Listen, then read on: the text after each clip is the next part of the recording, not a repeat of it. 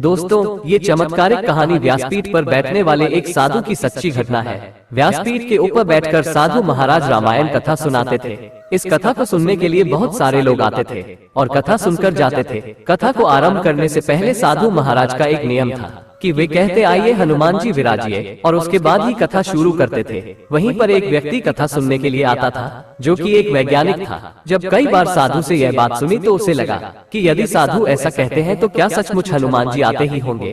कुछ दिनों तक वैज्ञानिक के मन में चलता रहा कि यह बात पूछे या ना पूछे, लेकिन एक दिन उसने साधु से पूछा कि महाराज, आप हनुमान जी को रोज बुलाते हैं और गद्दी के ऊपर बैठने के लिए आग्रह करते हैं, तो क्या वे सचमुच आते हैं? उसके बाद साधु ने कहा कि हाँ, जब राम कथा होती है तो हनुमान जी आते हैं और राम कथा सुनने के बाद ही जाते हैं। अब वैज्ञानिक को तो सबूत चाहिए था, तो वह बोला ऐसे बात नहीं बनेगी। यदि हनुमान जी आपके यहाँ पर आते हैं तो आपको सबूत देना होगा। हम कैसे मान लें कि हनुमान जी यहाँ पर आते हैं? उसके बाद साधु ने कहा कि आस्था और विश्वास को सबूत के साथ नहीं तोला जा सकता।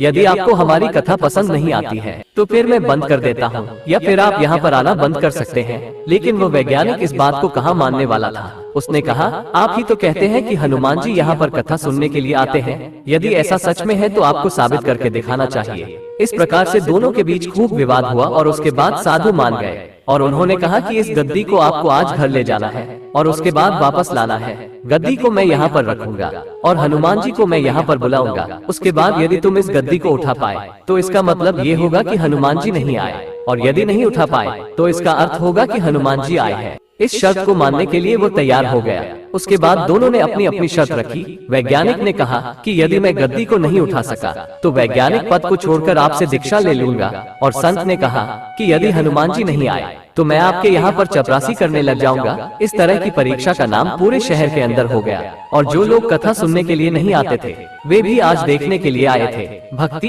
प्रेम और विश्वास की परीक्षा होने वाली थी। उसके बाद गद्दी वहाँ पर रखी गई और साधु बोले आइए महाराज पधारिए। उसके बाद साधु मन ही मन बोले कि महाराज आज आस्था का प्रश्न है, आप मेरी लाज रखना। उसके बाद वैज्ञानिक को बुलाया गया और उसने 3 बार गद्दी को उठाने का प्रयास किया, लेकिन गद्दी 1 इंच भी नहीं हिल सकी। उसके बाद वैज्ञानिक साधु के पैरों में गिर पड़े और बोले सचमुच आपकी भक्ति सच्ची है। तो दोस्तों, ऐसे ही है हमारे बजरंगबली जो असंभव को भी संभव कर देते हैं। तो प्रेम से बोलो जय श्री राम।